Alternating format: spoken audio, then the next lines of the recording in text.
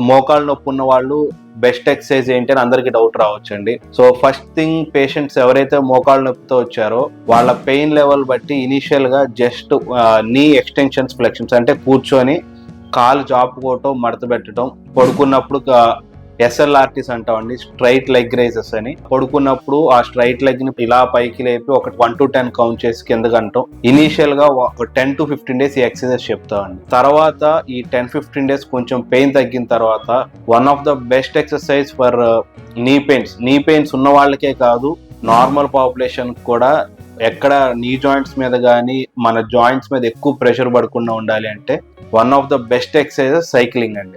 మోకాళ్ళ నొప్పులు ఉన్న వాళ్లే కాకుండా ఇంట్లో ప్రతి ఒక్కళ్ళు సైక్లింగ్ ఎక్సర్సైజెస్ అనేది చేస్తే మీ క్వాడ్ మజిల్స్ ఏవైతే ఉన్నాయి అంటే థై మజిల్స్, అవి స్ట్రెంగ్త్ గెయిన్ చేస్తారు. థై మజిల్ స్ట్రెంగ్త్ ఉన్నంత కాలం మీ నీ జాయింట్ మీద ప్రెషర్ పడదు, నీ జాయింట్ అరగకుండా ఉంటుంది. Thank you.